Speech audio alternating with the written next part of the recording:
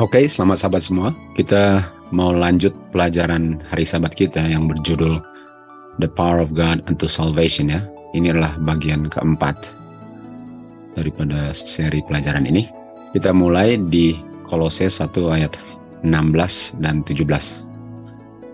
Di sini dikatakan bahwa melalui Dia, melalui Kristus, segala-galanya diciptakan. Kan? Surga, langit, di bumi, yang kelihatan, yang tidak kelihatan, apakah itu tahta, dominion, principalities, atau powers, semuanya diciptakan melalui Kristus dan untuk Kristus. Kan? Jadi kita bisa lihat bahwa Kristus ada kuasa untuk menciptakan. Kan? Dia adalah pencipta. Di Kejadian 1 ayat 1 dikatakan, in the beginning God created. Kita sudah belajar bahwa itu Tuhan Yesus. Okay.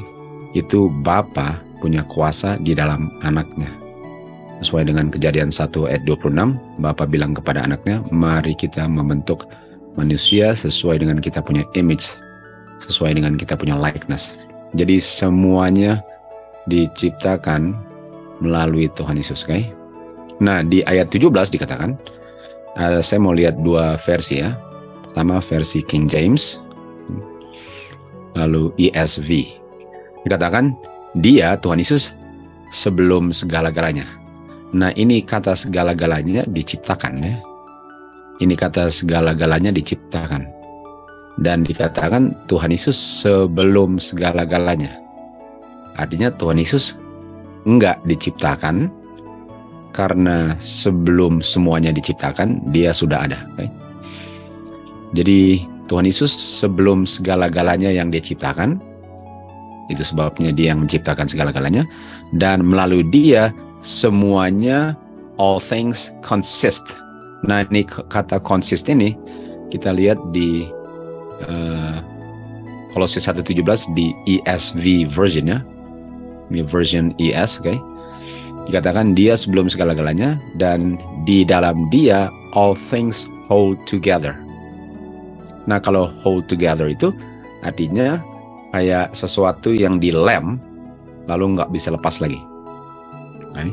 Jadi kalau ada beberapa hal yang disatu padukan dan dipertahankan kesatu paduannya, itu artinya hold together. Artinya kita tahu waktu Tuhan ciptakan langit dan bumi dan segala isinya, kita lihat ada planet-planet kan. Di gambar ini ada planet. Masuk bumi ini, matahari, dan bintang, dan semua. Dan semua itu tetap berada dalam posisi sebagaimana waktu diciptakan. Apakah dia mengitari matahari, atau diam di tempat. Pokoknya semua dalam kondisi utuh sejak semua itu diciptakan. Itu hold together.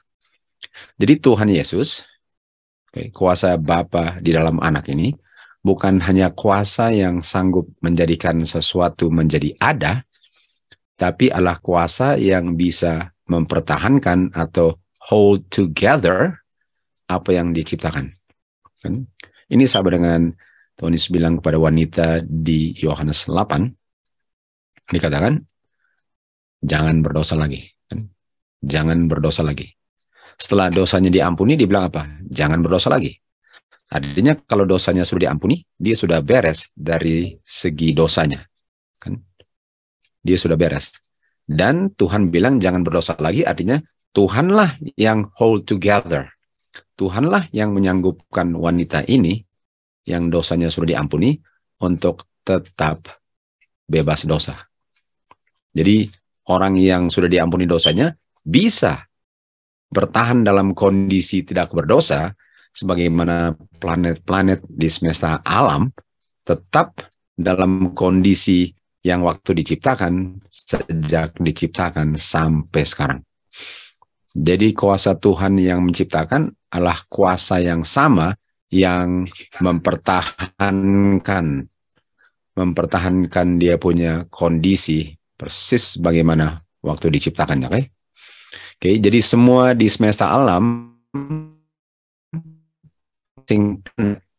semuanya bahasa Indonesianya ialah kalau aus adalah untuk berhutang budi lah.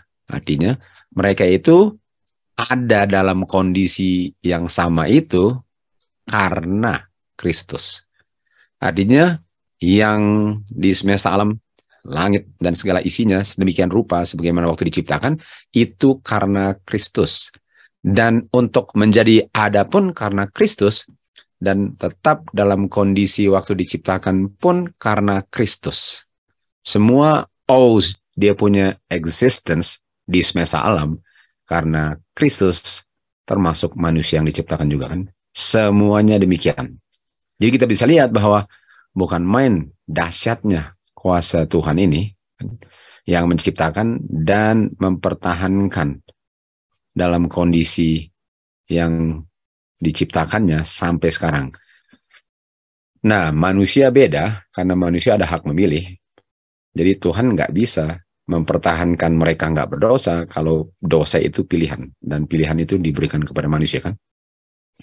Tapi manusia pun yang waktu diciptakan itu, dan walaupun sudah jatuh ke dalam dosa, bisa diselamatkan dan dipertahankan kondisi selamatnya sebagaimana semua yang diciptakan mempertahankan dia punya posisi dan kondisinya sejak hari di mana mereka semua itu diciptakan kan. Di Kisah 17 ayat 28 dikatakan, kita di dalam Kristus kita hidup. Karena di dalam Kristus kita hidup. Di dalam Kristus kita bergerak. Di dalam Kristus saya adalah saya. Artinya saya ini karena Kristus. Saya hidup, saya bergerak, saya sebagai oknum itu karena Kristus, sebagaimana planet-planet itu karena Kristus. Jadi saya ini punya keberadaan ini karena Kristus. Sebagaimana waktu saya lihat di langit dan semua yang saya lihat siang hari atau malam hari atau pohon semua itu semua ada karena Kristus. Kristus yang ciptakan dan Kristuslah yang hold together semua itu. Ibrani 1:3 dikatakan, Tuhan Yesus upholding all things. Ini kata all things, semuanya. Dan all things ini menjadi ada setelah Kristus ciptakan, dan Kristus sudah ada sebelum all things. Dan semua yang diciptakan di uphold. Uphold itu artinya dipertahankan, ditopang. Ditopang sehingga kalau kita lihat ini bumi ini berada di angkasa luas terbuka. Di angkasa luas terbuka. Dan posisinya sama terus. Posisinya sama terus. Kita tahu dia berputar, dan sementara dia berputar, dia pun memutari matahari. Dia memutari matahari. Dan posisi yang sama sejak diciptakannya adalah posisi karena Tuhan uphold semuanya yang diciptakan. Dan yang uphold itu, yang hold together itu, dan yang uphold itu, semua itu adalah firman kuasanya. Firman kuasanya.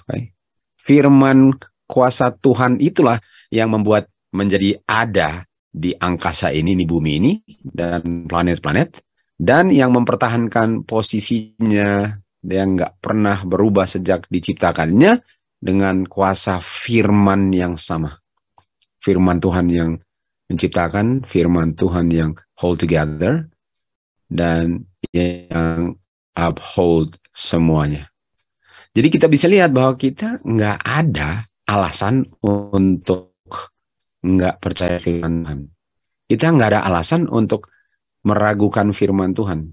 Kalau Tuhan bilang sesuatu, kalau dia perintahkan sesuatu, kalau dia membuat hukum, kenapa kita mau menolaknya, mau meragukannya? Kenapa kita mau takut seakan-akan Tuhan nggak sanggup untuk memenuhi apa yang keluar dari mulutnya? Sementara semua di sekitar kita diciptakan dan di-uphold, di-hold together oleh firman yang sama yang sedang memerintahkan saya untuk bikin sesuatu. Jadi nggak ada alasan orang untuk tidak percaya Karena iman itu kita butuhkan bukti kan. Dan apakah 360 derajat kalau saya putar, melihat di atas, di bawah, dan di samping saya, bukankah semua itu adalah bukti betapa berkuasanya firman Tuhan itu? Kalau saya lihat bumi ini, orang jarang pikirkan bahwa bumi ini emangnya di bawahnya apa yang menopang bumi ini di angkasa terbuka? Apa yang menopang bumi ini di angkasa terbuka? Kalau manusia loncat, dia jatuh ke bumi ini kan. Kayak ada magnet. Dan bumi ini pun seakan-akan ada magnet di mana dia nggak bisa keluar dari dia punya jalur. Itulah magnetnya. Sebagaimana manusia pun kalau loncat balik ke bumi. Kuasa itu adalah kuasa yang uphold, itulah kuasa firman Tuhan yang kita belajar. Kalau belajar firman Tuhan, daily Bible study, baca Alkitab, baca Roh Nubuat, itu firman itu yang tertulis itu mengungkapkan kuasa itu. Kuasa itu diungkapkan oleh apa yang tertulis waktu kita baca. Kita tahu Kristus adalah the Word of God kan? Divine, ilahi. Sama dengan di Yohanes 1 ayat 1. In the beginning was the Word was with God, the Word was God. Dia punya nature kan. Jadi Kristus itu namanya firman. Kenapa? Karena dia memiliki firman Bapa. Dan kalau Tuhan Yesus itu firman, dan kuasa semua yang menciptakan dan yang hold together dengan uphold itu Tuhan Yesus, karena Tuhan Yesus namanya firman kan. Tuhan Yesus punya firman. Bukankah pengharapan kita satu-satunya di Tuhan Yesus? Segala-galanya, segala aspek kehidupan saya itu berkisar ketergantungannya kepada Tuhan Yesus. Karena dialah yang menjadikan semuanya termasuk saya. Dan kuasa untuk mengembalikan saya kembali kepada image yang dia ciptakan di Kejadian 2 ayat 7 adalah kuasa firman yang sama. Dan kalau saya lupa atau ragu, lihat di sekitar saya, lihat malam hari, dia punya planet, bintang, siang hari, itu buktinya Tuhan sanggup untuk menolong saya. Kan? Tuhan Yesus itu punya kuasa itu ada di dalam firman yang keluar dari mulutnya. Okay? Jadi yang keluar dari mulutnya itu kuasanya. Makanya di 1 Tesalonika 1 ayat 5 dikatakan firman yang kamu dengar itu bukan hanya kata-kata saja, tetapi kuasa dan kuasa Holy Ghost. Artinya firman itu dahsyatnya bukan main. Itulah yang keluar dari mulutnya. Dan itulah yang kita pelajari sekarang. Tapi yang kita pelajari sekarang dalam bentuk tulisan, tapi kalau kita percaya apa yang ditulis, kita bisa benefit daripada kuasanya. Dan semuanya, all things hold together, kan? Di dalam Kristus. Kristusnya firman itu yang hold together semesta alam. Dan semua itu di-upheld atau ditopang oleh kuasa firman Tuhan. Jadi memang penting sekali untuk kita melihat alam ya. Kalau lihat binatang, lihat burung, lihat pohon, awan, air, bintang, matahari, bulan. Kita lihat, wow. Kadang-kadang saking sudah keseringan mungkin kita nggak bisa lihat lagi kuasanya. Tapi kita perlu untuk merenungkan ini semua Tuhan ciptakan dan ini semua keluar dari mulutnya saja. Menjadi ada kan. Di 2 Petrus 3 ayat 5 dikatakan, mereka dulu dengan sengaja nggak mau tahu bahwa melalui firman Tuhanlah langit yang diciptakan dan bumi ini diciptakan dari air kan. Pada mulanya air kan. Dan bumi ini diciptakan seakan-akan keluar dari air. Keluar dari air karena airnya dipisahkan kan, dipisahkan, tapi mulainya air kan. Jadi bumi ini diciptakan keluar dari air dan berada dalam air. Sama dengan di Kejadian 1:6 dikatakan Tuhan berfirman, biarlah langit di tengah-tengah air, dan biarlah langit itu memisahkan air. Artinya ada langit di atas, oke, ada langit di atas, tapi langit atas itu air, kan? Air, udara kan, dan langit di bawah, lalu di tengahnya dia punya udara. Artinya bumi ini sebenarnya air, lalu airnya dipisahkan. Dan semua yang buat itu terjadi adalah firman Tuhan. Firman Tuhan. Bicara saja. Makanya itu centurion di Matius 8. Waktu Tuhan bilang nanti saya sembuhkan kamu punya hamba di rumah. Dia bilang berfirman saja. Pasti saya punya hamba akan sembuh. Jadi penting sekali lagi saya bilang untuk kita melihat dan merenungkan semua yang Tuhan ciptakan di alam untuk bisa diimpress. Karena saya punya keselamatan itu tergantung dari apakah saya percaya firman itu. Kalau saya nggak percaya firman itu, saya nggak diselamatkan.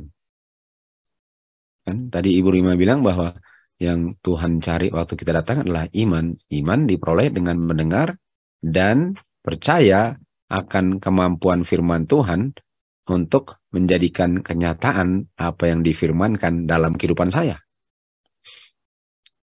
Jadi kalau saya nggak percaya firman Tuhan, bukankah untuk menambah iman saya harus lihat buktinya daripada kuasa firman Tuhan itu? Karena kalau saya nggak percaya firman itu, saya hilang. Saya diselamatkan oleh kuasa Tuhan. Jadi kalau saya lihat bahwa langit dan bintang-bintang, matahari, bulan, dan binatang, dan semua itu, kuasa Tuhan yang dahsyat, saya bilang, wow, hebat sekali kuasa Tuhan ya. Wow, indah sekali semua. Apa gunanya saya bilang indah, lalu saya ambil foto semua, dan saya kasih tunjuk betapa indahnya alam tempat yang saya kunjungi, dan memang indah, tapi saya nggak percaya firman-Nya. Apa gunanya? Alam itu bukan hanya untuk difotoin atau diambilin video. Alam itu adalah saksi bahwa nggak ada alasan kenapa kamu perlu meragukan firman Tuhan. Karena yang menciptakan itu yang sedang berfirman kepada kamu. Yang kamu lihat dan kamu bilang, wah indah sekali. Bagus sekali, ini harus difoto ini. Kira-kira yang bikin indah itu siapa kalau bukan firman yang memerintahkan kamu untuk menurut hukumnya? Jadi kalau kamu lihat bahwa, wow, bagus sekali, alam bagus sekali. Well, kamu pun bagus sekali kalau kamu menurut firman Tuhan. Wah, indah sekali ini pemandangan. Kita pun indah kalau kita menurut firman Tuhan. Sebagaimana yang diciptakan indah, yang menolong kita menurut firman Tuhan, dan itulah indah adalah kuasa yang sama yang menjadikan semua itu indah. Jadi kenapa saya bisa meragukan firman Tuhan? Kalau saya melihat buktinya dan saya terkagum akan buktinya, tapi saya nggak bisa lihat bahwa buktinya itu adalah bukti bahwa kenapa saya nggak perlu ragu firman Tuhan. Di 2 Petrus 3:6 dikatakan, kita lanjut. Di mana bumi ini yang dulu dibanjiri air. Kita tahu kan di zamannya Nuh. Jadi waktu bumi ini diciptakan keluar dari air, maksudnya penuh dengan air lalu dipisahkan air dan darat. Sekarang airnya kembali lagi menutupi bumi ini. Bukankah itu sama dengan orang-orang Israel yang keluar dari Mesir? Lalu mereka menyeberang Lautan Merah. Dan waktu menyeberang Lautan Merah itu sama dengan waktu Tuhan pisahkan air dan darat kan. Di hari penciptaan dia pisahkan air dan darat. Sebagaimana dia pisahkan air dan darat di Lautan Merah. Lalu di zaman Nuh airnya kembali lagi. Dan di Lautan Merah airnya kembali lagi. Dan Firaun dan dia punya serdadu dan keretanya semua tenggelam. Binasa di situ. Sebagaimana orang-orang di zaman Nuh pun dibinasakan. Itu kuasa Tuhan. Tuhan yang membelah laut, Tuhan yang mengembalikan laut itu. Ayat 7, tetapi langit dan bumi yang sekarang ini dengan firman kuasa Tuhan yang sama, yang menutupi bumi ini dengan air di air bah, dan yang memisahkan air dari daratan di penciptaan, dengan kuasa yang sama sedang kept in store, artinya sedang uphold, sedang tahan, sedang ditahan, seakan-akan sedang ditahan empat mata angin. Jadi bumi dan langit ini sedang ditahan, sedang di-reserve untuk hari pembinasan nanti. Artinya akan terulang kembali sejarah Nuh, bedanya waktu air, sekarang adalah api. Dan kuasa yang mengizinkan semua ini terjadi adalah kuasa Tuhan yang menciptakannya, dan dengan kuasa itu semuanya dibinasakan, lalu diciptakan kembali. Kuasa yang sama. Jadi semua yang terjadi nggak bisa terjadi kalau tidak diizinkan atau bukan dari kuasa Tuhan. Kalaupun setan sedang membinasakan bumi, itu pun karena Tuhan izinkan, bukan karena setan melakukannya tanpa izin Tuhan. Ingat cerita Ayub, setan hanya bisa membinasakan, itu pun Tuhan izinkan. Dan Tuhan tidak izinkan untuk dia mengambil nyawanya Ayub. Dan setan pun tunduk kepada perintah Tuhan. Jadi kuasa firman Tuhan ini, inilah kita punya keselamatan. Manusia nggak memikirkan keselamatannya seakan-akan sudah pasti selamat, seakan-akan ada cara lain selain percaya firman Tuhan, karena nggak menggunakan waktu dengan bijaksana dan seksama untuk benar-benar percaya firman Tuhan dan melihat bukti-bukti kuasanya di mana saja dia bisa peroleh buktinya, karena ini sangat nyangkut paut dengan dia punya iman. Jadi kita kalau bicara kata iman itu kayak diobral lah, kayaknya lagi sale gitu. Oh, saya percaya. Nah, itu artinya nothing. That means totally nothing. Untuk bilang percaya itu sudah campur air dan campur becek itu untuk bilang percaya. Karena kalau benar-benar percaya, coba jalan di atas air. Coba jalan di atas air. Coba tinggalkan Babylon dan teman-teman kamu di sana semua. Dan kamu punya keluarga, kamu punya social club di sana, coba tinggalkan. Oh, nggak bisa. Oh, itu kan katanya percaya firman Tuhan. Dan waktu firman Tuhan berbicara, saya beralasan bahwa enggak. Malahan saya kompromi, tapi saya bilang saya percaya firman Tuhan. Jadi penting sekali untuk melihat nature paling kurang ya. Paling kurang melihat nature. Kalau saya mau diimpress setiap sel otak saya akan kemampuan firman Tuhan, karena kemampuan firman Tuhan yang sudah diimpress dalam pikiran saya itulah yang menghasilkan iman yang dicari Tuhan di Lukas 18 ayat 8 waktu dia datang kedua kali di awan-awan. Itu dia. Oke, jadi kita lihat di sini dengan firman yang sama yang menciptakan bumi ini, itu firman juga yang memerintahkan bumi ini dibanjiri dengan air banjir. Dan diciptakannya pun dari air dan masih dipertahankannya sekarang. Jadi semua itu yang terjadi, nggak ada yang terjadi tanpa kuasa firman Tuhan. Setan hanya bisa membinasakan.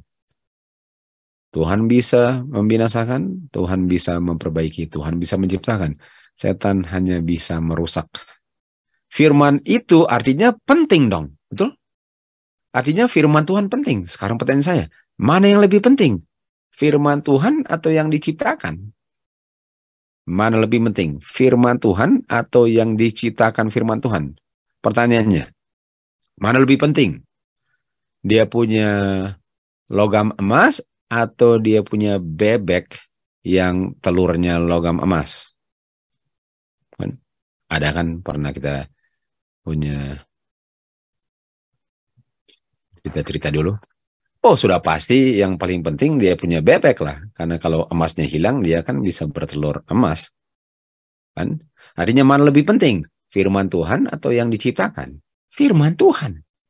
Nah, karena firman Tuhan yang paling penting, saya nggak perlu takut mati. Kalau saya percaya Tuhan, saya nggak perlu takut mati, seakan-akan Tuhan nggak bisa bangkitkan saya. Kalau saya menjadi ada karena firman Tuhan, kenapa saya harus melanggar supaya lebih lama hidup, lalu mati selama-lamanya? Kalau walaupun mati pun, firman yang menciptakan saya akan membangkitkan saya. Artinya firman Tuhan itu lebih penting dari segala-galanya dalam kehidupan manusia. Untuk melanggar firman Tuhan, ialah untuk meragukan firman Tuhan. Untuk melanggar firman Tuhan, ialah bukan main cinta dunianya. Karena kalau saya lebih pilih dunia, artinya saya bilang dunia lebih penting dari firman Tuhan. Seakan-akan dunia punya kepelisiran itulah kuasa yang menciptakan segala-galanya. Sehingga saya nggak tega, nggak berani untuk tidak jatuh cinta dengan dunia. Seakan-akan dunia ini lebih penting daripada firman Tuhan. Firman Tuhan itu sangat penting. Firman Tuhan itu lebih nyata dan lebih solid daripada bumi ini. Kan saya selalu mau sesuatu yang solid, bisa kelihatan, bisa dipegang. Nah, bumi ini mantap kan? Kalau bangun rumah, udah pasti bangunnya di atas bumi. Bukan di awan kan? Bukan di pasir, tapi bumi solid. Tapi yang lebih solid daripada bumi ini adalah yang menopang bumi ini. Yang adalah firman Tuhan. Artinya orang yang percaya ini bukan main nggak takut mau mati. Karena Tuhan punya kuasa akan dengan bukan main gampangnya membangkitkan orang yang mati demi kebenaran Tuhan.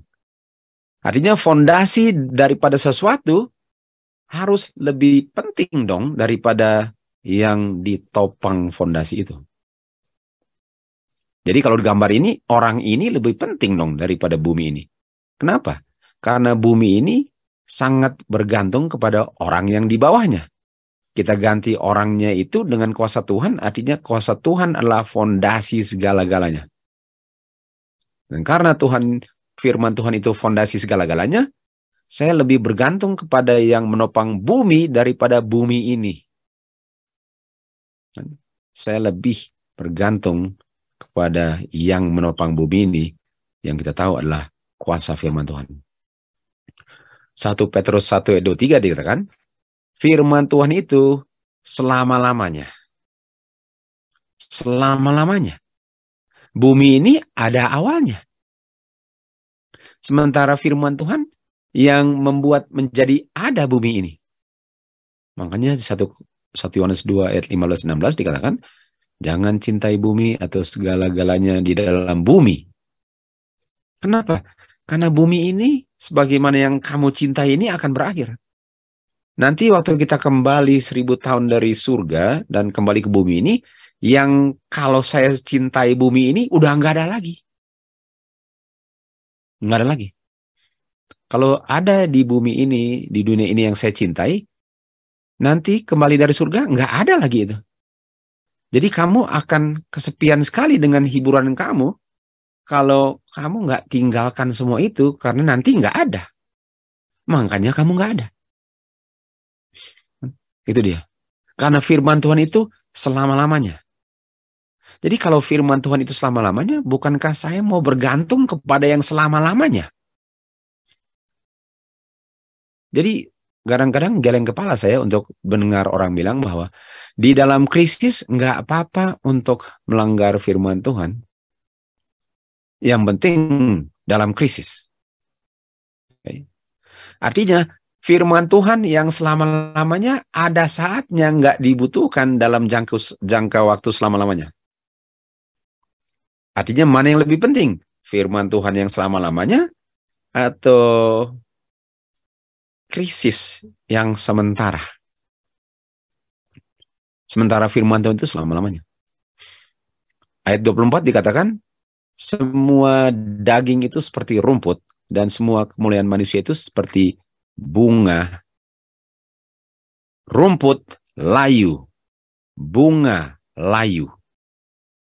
Firman Tuhan bertahan selama-lamanya.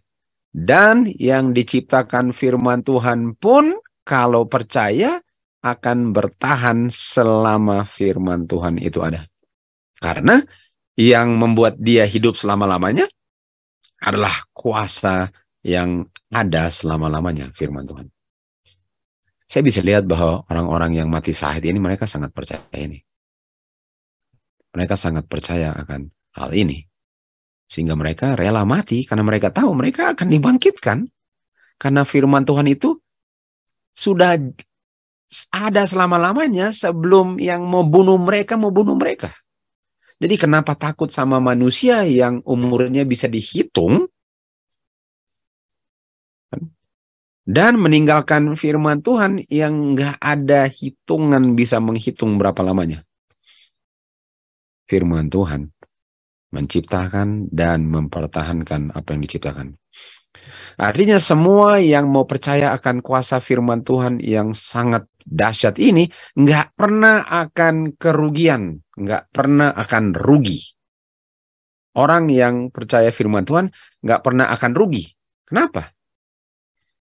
Karena firman itu selama-lamanya. Dan yang diciptakan juga kalau percaya selama-lamanya. Nah di Yesaya 24 dikatakan, bumi ini sudah benar-benar hancur. Nah ini bicara tentang waktu dia hancur ya. Bumi ini dissolve artinya sudah menjadi hilang lah. Dan dia bergerak dengan satu gerakan yang sangat dahsyat lah. Bumi ini kayak diombang-ambingkan dari sini dan ke situ seperti orang mabuk. Dan dia seperti rumah pondok yang ditiup angin. Dan bumi ini akan jatuh dan tidak akan bangkit kembali. Nah kalau bilang bumi ini, kita tahu bumi ini dalam kondisi ini. Karena bumi ini nggak pernah akan berakhir, tapi bumi ini dalam kondisi ini akan jatuh dan tidak akan kembali bangkit, tapi yang bangkit adalah bumi yang baru.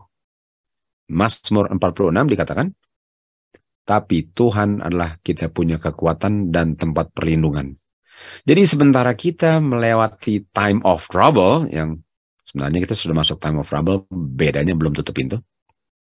Tuhanlah kita punya perlindungan dan kekuatan, dan Tuhanlah pertolongan yang kita sangat butuhkan di saat trouble. Jadi waktu bumi ini melewati time of trouble-nya, umat Tuhan bisa tetap bergantung dan mendapatkan sumber kekuatannya di dalam firman yang kekal ini. Kenapa? Karena firman Tuhan nggak pernah nggak ada. Kuasanya nggak pernah berkekurangan.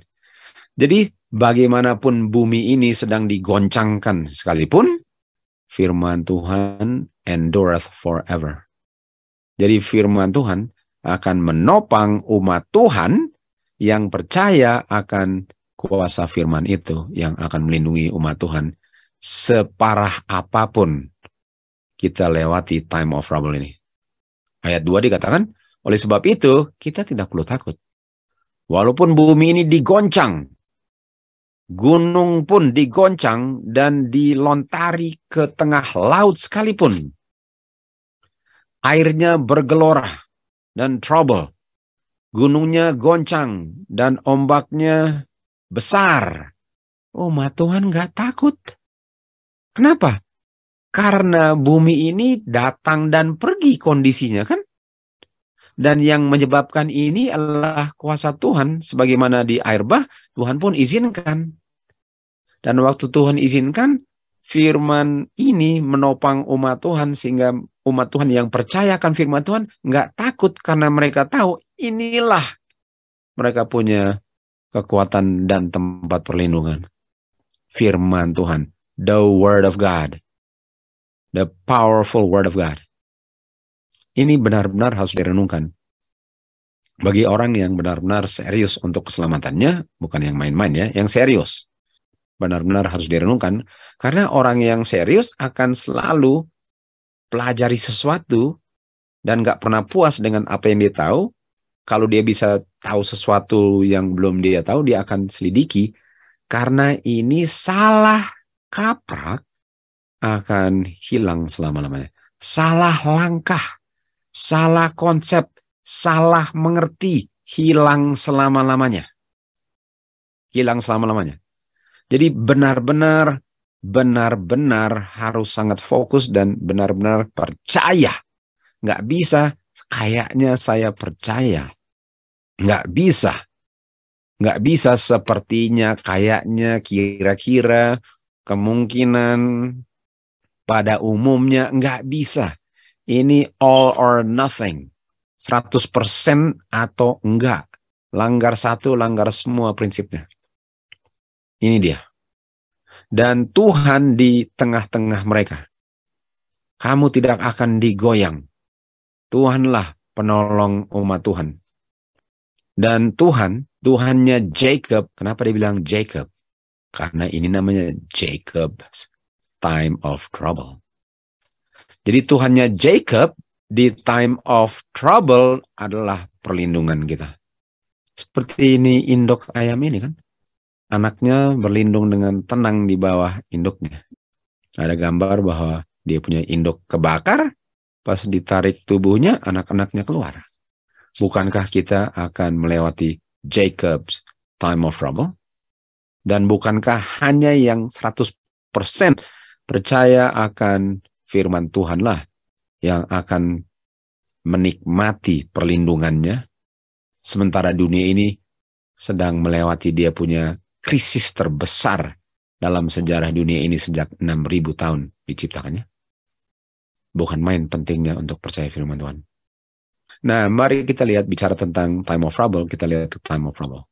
Daniel 12:1 dikatakan, waktu Michael, Tuhan Yesus berdiri, artinya pekerjaan di sanctuary-nya sudah selesai, dan pekerjaannya dilambangkan di buku Maleaki, dilambangkan dengan Tuhan Yesus duduk. Jadi waktu berdiri artinya sudah selesai. Waktu dia berdiri, akan ada time of trouble yang belum pernah dialami dunia ini sejak dunia ini diciptakan. Sementara Roh Nubuat bilang, pengalaman time of trouble itu lebih parah daripada yang bisa dibayangkan pikiran manusia separah apapun, lebih parah lagi. Kita baca di Signs of Times, ya. Kita baca di Signs of Times, dikatakan, pada hari-hari yang gawat itu, mereka yang tidak setia di dalam tugas-tugas kehidupan mereka, yang kesalahan dan dosa yang dilalaikan ini tercatat di samping nama mereka di buku surga, dan dosa ini tercatat sebagai dosa yang tidak diakui, sehingga dosa yang tidak diampuni akan ditaklukkan setan. Jadi kalau ada dosa yang belum dibereskan dengan Tuhan, setan akan taklukkan saya. Artinya setan nggak bisa taklukkan saya kalau saya nggak ada dosa lagi. Karena Tuhan Yesus sudah mati untuk semua dosa saya, dan saya sudah berikan melalui pengakuan. Dan kuasa untuk hold together, nggak berdosa lagi. Itulah yang membuat setan tidak bisa taklukkan saya untuk selama-lamanya. Semua orang akan diuji. Setan akan menggunakan semua tenaganya dan minta bantuan tenaga daripada dia punya malaikat-malaikat yang jahat sekalipun, dan akan menggunakan, mereka punya pengalaman, mereka punya kelihayan untuk menipu orang-orang dan merampas mereka dari tangan Tuhan Yesus. Bagaimana caranya untuk merampas yang berada di tangan Tuhan Yesus? Ialah kalau mereka bisa diragukan akan firman Tuhan, itu mangsa yang pasti. Firman Tuhan. Karena kita tahu bahwa kita nggak bisa dipisahkan dari Tuhan. kalau kita percaya Tuhan. Nggak bisa. Yang bisa dipisahkan ialah yang ragu akan kuasa Tuhan. Jadi kalau sekarang saya ragu akan kuasa Tuhan, nanti saya ragu. Kalau sekarang belum masuk time of trouble, saya nggak yakin banget akan firman Tuhan, saya nggak bisa mempertanggungjawabkan kebenaran firman Tuhan, apalagi nanti. Apalagi nanti. Dia membuat mereka untuk percaya bahwa Tuhan nggak memperhatikan dan nggak terlalu peduli kepada tugas-tugas yang kecil dalam kehidupan saya. Itu hal sepele katanya, nggak usah pusing itu. Bahwa Tuhan tidak melihatnya dan Tuhan nggak memperhatikannya saking kecilnya persoalan itu. Tetapi Tuhan yang bisa menghitung jumlah rambut di kepala saya, Tuhan yang bisa tahu setiap burung yang jatuh dari udara, sangat bisa tahu juga kalau ada suatu deviation, suatu hal di mana saya lalai dalam kebenaran dan saya jalan tidak sesuai dengan kebenaran dalam hal kehidupan saya, nggak ada sekecil apapun yang Tuhan tidak ketahui. Sementara setan bilang, oh itu hal kecil. Kalau yang besar-besar itulah, tapi yang kecil nggak usah, Tuhan nggak perhatikan itu. Tuhan sangat jauh di surga dan dia sibuk di sana, dia nggak akan perhatikan kecil-kecil seperti itu. Jadi kalau kita pikir, kalau ada nggak saya hal-hal yang kecil aja, dan kalau saya nggak mau memperbaiki hal yang kecil, bisa saja saya sudah ditipu setan, bahwa saya nggak pernah mau bereskan dengan Tuhan hal yang kecil itu. Dan waktu hal yang kecil itu dihadapi nanti, seperti gunung besarnya nanti. Dan kesalahan-kesalahan mereka dan dosa-dosa mereka, kan, yang akan membuat mereka tidak pantas untuk tinggal di dalam lingkungan surga bersama malaikat-malaikat yang tidak pernah berdosa. Dengan karakternya yang sudah kotor, dia telah menempatkan dirinya di bawah benderanya setan. Penipu ada kuasa terhadap orang-orang ini. Orang-orang ini apa? Orang-orang yang nggak pernah mau bereskan setiap noda dalam kehidupan mereka. Karena mereka sangat sibuk dengan hal-hal duniawi yang Tuhan bilang carilah dahulu kerajaan surga. Tapi mereka carilah dulu hal-hal yang lain, sehingga mereka lalai dalam hal-hal ini, dan mereka akan dikejutkan dan akan ditumbangkan setan karena hal-hal kecil yang mereka lalai untuk lakukan, sementara probation mereka masih terbuka. Dan lebih tinggi posisi mereka, lebih terhormat posisi yang mereka pegang, lebih mengerikanlah di hadapan Tuhan mereka punya dosa, dan lebih pastilah setan akan taklukkan mereka. Makanya untuk orang-orang yang tergila-gila dengan posisi tinggi, dia malahan mempersulit dirinya, kecuali Tuhan yang sudah tetapkan dia dalam posisi itu. Lain cerita dengan saya yang menumbangkan orang lain supaya saya bisa duduk di posisi dia, malahan tanggung jawab saya jauh lebih besar. Kalau tanggung jawabnya saya nggak lakukan, karena yang saya kejar ialah posisinya tok. Mereka ini tidak ada shelter, tidak ada payung pelindung di masa Jacob's trouble. Nggak ada meterai. Dosa mereka akan kelihatan sebesar gunung. Dan saking besarnya seperti gunung dosa mereka, mereka udah nggak pede lagi. Mereka udah nggak berani lagi untuk berdoa. Untuk saking besarnya dosa mereka, saking mereka bilang, wow besar sekali, mereka udah malas mau berdoa kepada Tuhan, saking gedenya. Mereka nggak berdoa sebagaimana Yakub bergumul di malam hari. Nggak bisa mereka bergumul kalau dosanya sedang besar di mata mereka, yang dulu sebelum tutup pintu kelihatan kecil. Di sisi yang lain, kan, mereka yang sudah memang melakukan banyak dosa dan kesalahan, tetapi sudah bertobat dari dosa dan benar-benar sungguh-sungguh sedih dan mengakui dosa mereka, di samping nama mereka di surga tercatat sudah diampuni dosanya, mereka akan disembunyikan sebagaimana anak-anak induk disembunyikan di bawah induknya di hari murka Tuhan nanti. Setan akan menyerang orang-orang ini. Tetapi seperti Yakub, mereka selalu lari ke benteng sumber kekuatan firman Tuhan. Kan? Jadi kalau kita selalu larinya ke firman Tuhan, itulah kita punya kekuatan. Dengan catatan kita benar-benar percaya firman Tuhan. Nggak bisa saya lari ke firman Tuhan kalau dalam kehidupan ini saya nggak percaya firman Tuhan dalam segala aspek kehidupan saya. Firman Tuhan yang menciptakan dan yang menopang, yang hold together, dengan yang uphold, itulah yang akan uphold saya di Jacob's time of trouble. Mereka akan lari kepada Tuhan sebagai sumber kekuatan mereka. Karena inilah yang mereka selalu lakukan sebelum tutup pintu. Nggak bisa orang yang sebelum tutup pintu nggak lari ke Tuhan, lalu tiba-tiba pas Jacob's time of trouble mau lari ke Tuhan. Nggak bisa. Mustahil. Dan karakter mereka bisa kelihatan bahwa mereka sedang damai sekarang.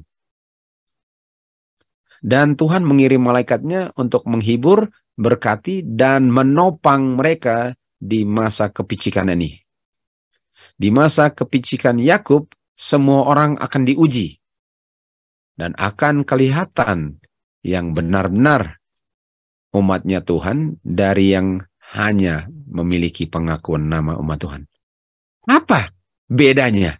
Satu percaya firman Tuhan, kuasa Tuhan, melihat bukti kuasanya yang menciptakan dan menopang dalam alam dan dalam firman Tuhan dan dalam kehidupan kenyataan hari-hari. Yang satu enggak. Yang satu hanya numpang lewat, tapi enggak pernah terkecantol kepada kuasa firman-Nya. Enggak pernah kecantol. Mereka yang mengaku percaya, mereka yang mengaku di time of trouble, mereka akan kedapatan tidak siap. Mereka akan mengakui dosa mereka di hadapan dunia dengan perkataan-perkataan sebagaimana Judas waktu mengakui dosanya. Sementara orang-orang jahat akan mengolok-olok mereka. Jadi Judas waktu sudah terlambat baru mau mengakui. Dan mengakuinya bukan karena bertobat, karena takut hilang. Jadi sejarah Judas akan terulang kembali karena di jam-jam probation sebelum tertutup pintu, mereka tidak gunakan untuk mempersiapkan diri di masa ini. Saya punya kehidupan di dunia ini ialah untuk mempersiapkan diri untuk hidup di Jacob's time of trouble.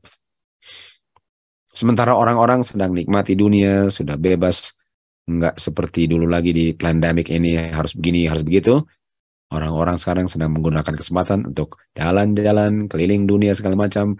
Padahal kita sudah mau masuk time of trouble yang belum pernah dialami sejarah dunia ini.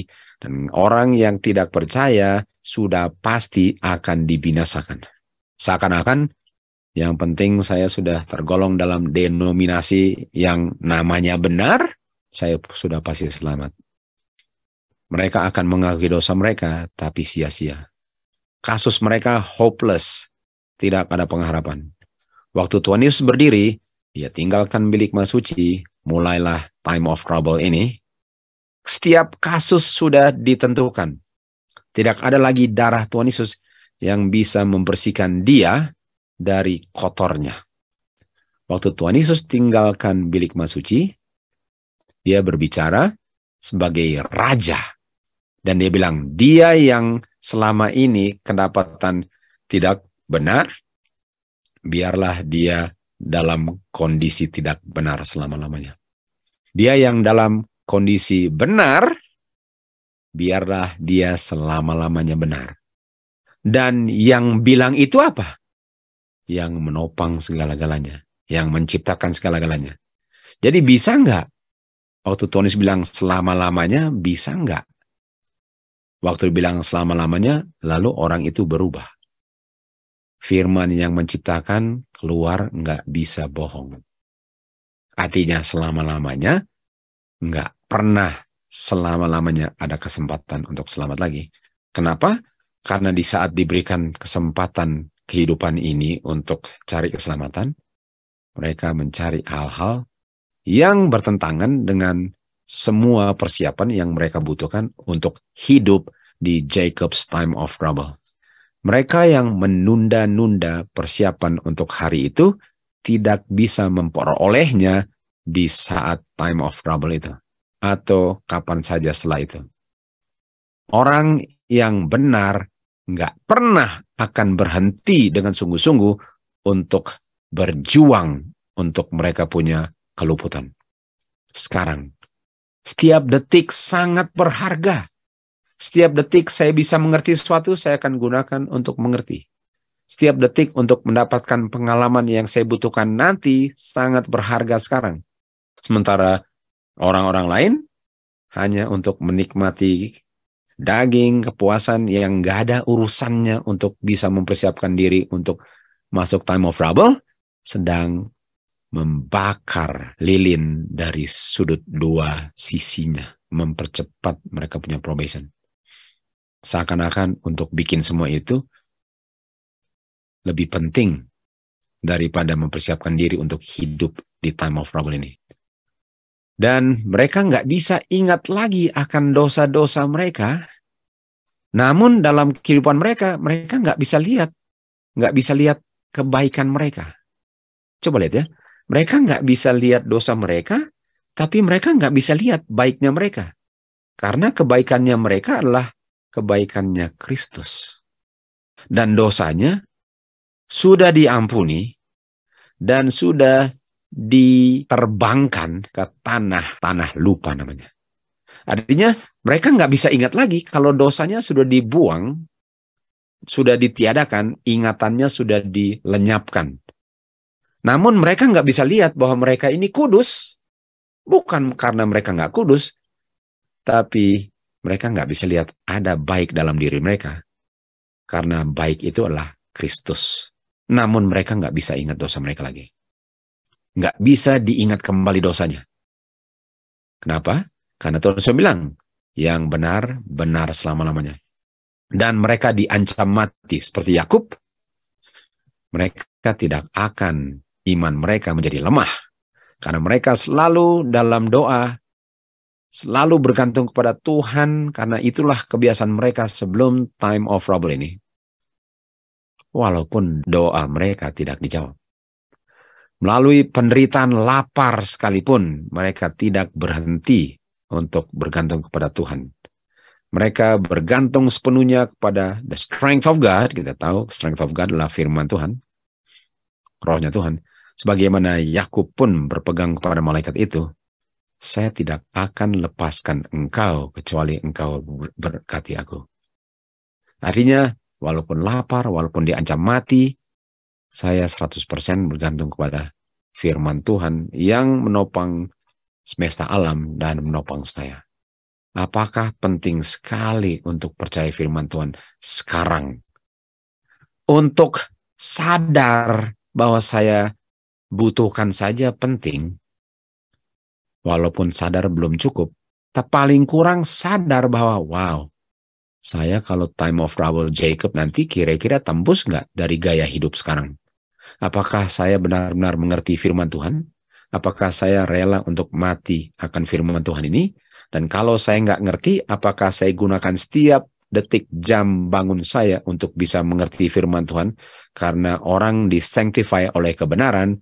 Dan bagaimana bisa disanctify kalau yang benar itu dia kurang tahu benarnya. Dan hanya masing-masing punya keputusan lah. Dan itu ditentukan berdasarkan berapa penting sih dia punya perhitungan keselamatan. Dan kalau perhitungan keselamatannya nggak penting, artinya untuk mengerti nggak penting. Dan kalau nggak ngerti dan tetap nggak ngerti, tapi mau selamat, artinya dia pikir bahwa dia bisa selamat tanpa mengerti. Lupa bahwa umat Tuhan dibinasakan karena tidak mengerti. Dan jam-jam stres dan penderitaan ini membutuhkan usaha, kesungguh-sungguhan, iman yang bisa bertahan, delay atau penundaan, dan lapar sekalipun. Jadi delay, jadi kalau orang sedang tunggu kereta api, dan sekarang dia sudah tunggu dan udah kelaparan, kedinginan, dia akan tetap tunggu. Karena iman bahwa kereta api akan datang itu tidak akan dibuyarkan oleh ketundaan waktu datangnya kereta api. Ataupun laparnya pun nggak akan membuat dia batalkan tunggunya. Artinya kita punya delay. Seakan-akan Tuhan belum meluputkan kita dari time of trouble.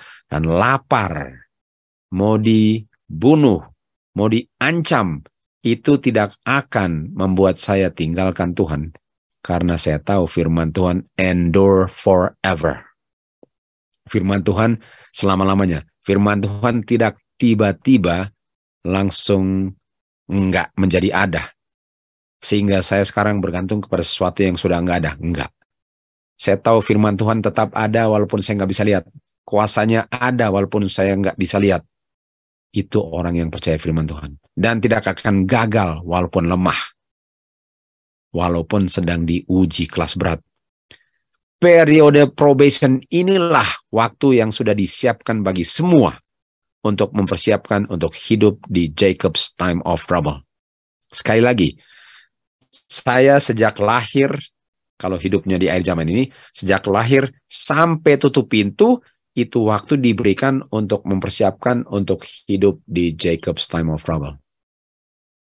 Bagaimana kalau orang nggak tahu apa itu Jacob's time of trouble? Wah, harus belajar. Jadi dunia benar-benar sudah menumpulkan pikiran umat Tuhan dari apa yang penting, sementara yang penting adalah semua yang di dunia. Sehingga yang penting saya sudah dibaptis dan saya setia dalam hal ini, dalam hal itu, seakan-akan itulah kredit saya untuk masuk kerajaan surga, walaupun jarang dan kalau baca pun nggak ngerti. Dan kalaupun baca bukan main singkat waktunya, saya gunakan untuk percaya firman Tuhan yang nggak pernah akan saya percaya. Tapi keyakinan saya bukan terhadap percaya firman Tuhan. Keyakinan saya ialah saya adalah denominasi yang benar, sudah dibaptis, dan setia. Itulah keselamatan saya. Silahkan dikagetkan di Jacob's time of trouble. Mereka tidak akan ada alasan kalau mereka lalai untuk mempersiapkan diri dan tidak mau memperhatikan amaran-amaran yang dengan setia sudah diberikan kepada mereka, mereka akan dikagetkan dan tidak ada alasan untuk bilang bahwa saya nggak tahu. Peristiwa pergumulan Yakub dengan malaikat itu haruslah menjadi contoh setiap orang Kristen. Sekarang Yakub menang karena dia nggak pernah akan menyerah dan dia selalu bertekad dan tetap walaupun diuji sama dengan ini wanita di Tyre dan Sidon. Waktu Tuhan bilang, sorry ya, saya nggak bisa kasih roti ini diberikan untuk orang-orang Yahudi, saya nggak bisa berikan kepada anjing.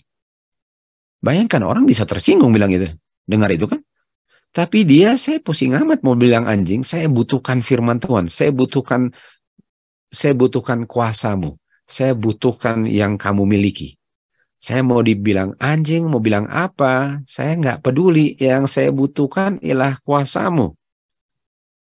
Jadi nanti umat Tuhan gara-gara terima Tuhan Yesus, gara-gara mengaku Tuhan Yesus akan dianiaya. Kita akan dianiaya karena kita dibilang pengikut Tuhan Yesus. Kita akan dianiaya karena kita bilang kita cinta Tuhan Yesus. Kita akan dianiaya karena kita bilang kita suka belajar firman Tuhan. Kita akan dianiaya karena kita bilang bahwa dunia ini akan berakhir. Kita akan dianiaya karena kita bernubuat bahwa Tuhan Yesus mau datang.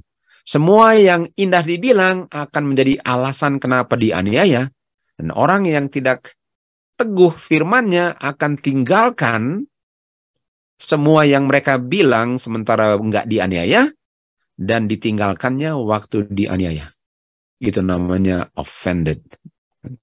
Mereka akan, kalau gara-gara firman Tuhan saya mau dibunuh, nggak boleh makan lagi, anak saya di ini, dan semua ini, saya nggak cinta firman Tuhan lagi. Masa ikut Tuhan Yesus jadinya begini? Itu adalah ujian. Kamu bertahan nggak? Percaya firman Tuhan nggak? Atau bisa diputuskan hubungan kamu, karena kamu lebih cinta kehidupan sementara ini daripada kehidupan kekal yang kamu harus cari dalam kesementaraan waktu ini.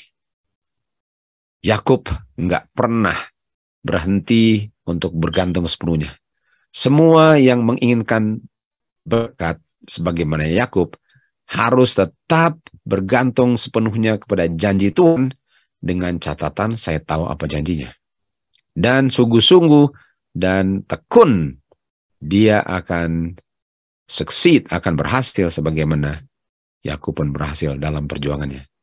Alasannya kenapa sangat sedikit sekali orang yang beriman, sangat sekali dia punya berat daripada kepercayaannya kepada Kristus, ialah karena mereka malas dalam hal-hal spiritual.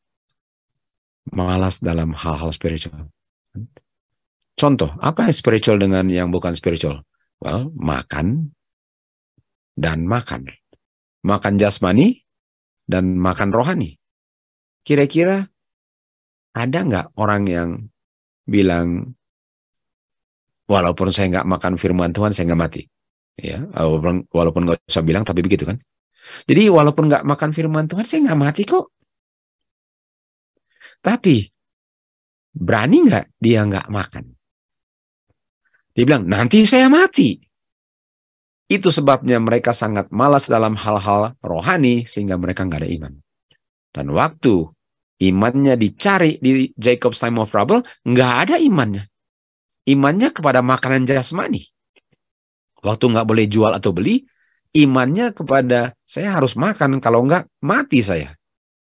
Sementara umat Tuhan yang setia, mereka bilang apa? Oh, manusia bukan hidup dari roti saja, tapi dari setiap firman Tuhan yang menciptakan, yang uphold, yang hold together, yang menahan saya dalam iman saya.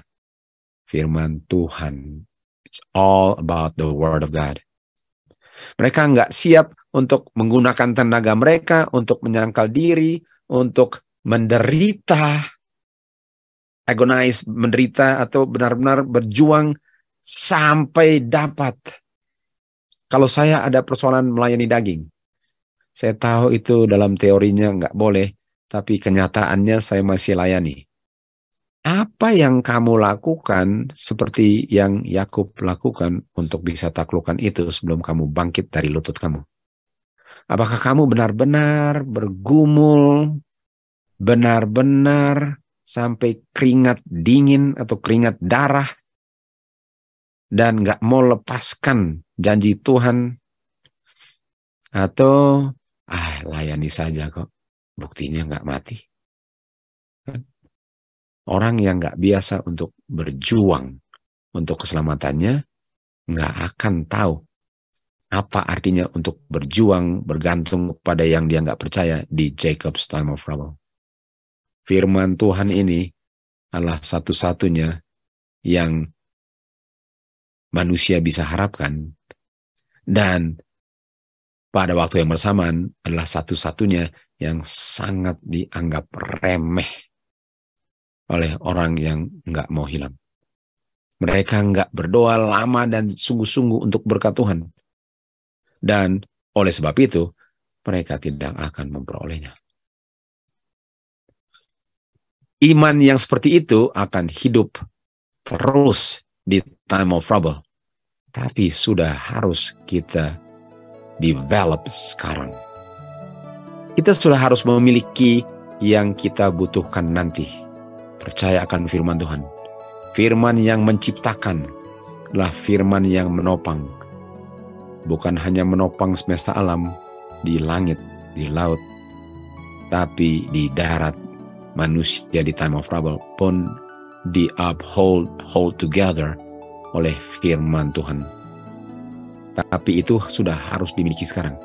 Artinya saya sekarang sudah harus memiliki sesuatu yang saya butuhkan nanti, bukan nanti baru saya cari. Makanya Tuhan bilang, kalau kamu waktu masuk time of trouble, kamu sudah memiliki apa yang kamu butuhkan nanti, artinya kamu sudah righteous, waktu kamu masuk, righteous still. Dan kalau kamu sebelum masuk, nggak memiliki apa yang kamu butuhkan nanti, artinya kamu sekarang filthy, waktu kamu masuk, dibilang apa? Sebagaimana sebelum masuk kamu filthy, waktu kamu masuk, kamu akan filthy selama-lamanya. Mereka yang tidak menggunakan semua usaha yang Tuhan sudah berikan kepada mereka untuk memperoleh iman yang bisa bertahan sebagaimana firman Tuhan bertahan, di time of trouble nanti tidak akan sanggup untuk berdiri, akan jatuh sebagaimana Babylon akan jatuh. Carilah Tuhan sementara Tuhan masih bisa ditemukan. Akan ada masa kelaparan, bukan masa kelaparan roti atau air. Sementara orang sekarang sedang cari roti dan air lebih penting dari firman Tuhan. Sementara mereka bilang bahwa dia punya masa kelaparan adalah firman Tuhan. Kalau nanti ada masa kelaparan firman Tuhan, kenapa lebih penting untuk cari roti dan minum sekarang kalau masa kelaparannya bukan itu? Kenapa kalau saya tahu bahwa akan ada masa kelaparan mendengar akan firman Tuhan, kenapa nggak sekarang mendengar firman Tuhannya, kenapa carinya nanti? Semoga firman Tuhan ini benar-benar masuk dalam setiap sel otak kita dan dibangunkan kita akan kebenaran ini. Jangan hanya numpang lewat pelajaran hari Sabat yang numpang lewat. Nanti kalau firman Tuhan numpang lewat, saya pun di dunia ini numpang lewat. Saudara, hari Sabat mengingatkan kita akan kuasa penciptaan dan kuasa yang menopang kita. Semoga hari Sabat benar-benar berakna sebagaimana tujuan hari Sabat itu diadakan untuk menjadi peringatan agar manusia tidak akan lupa. Apalagi kita tahu bahwa Tuhan Yesus sudah mendatang.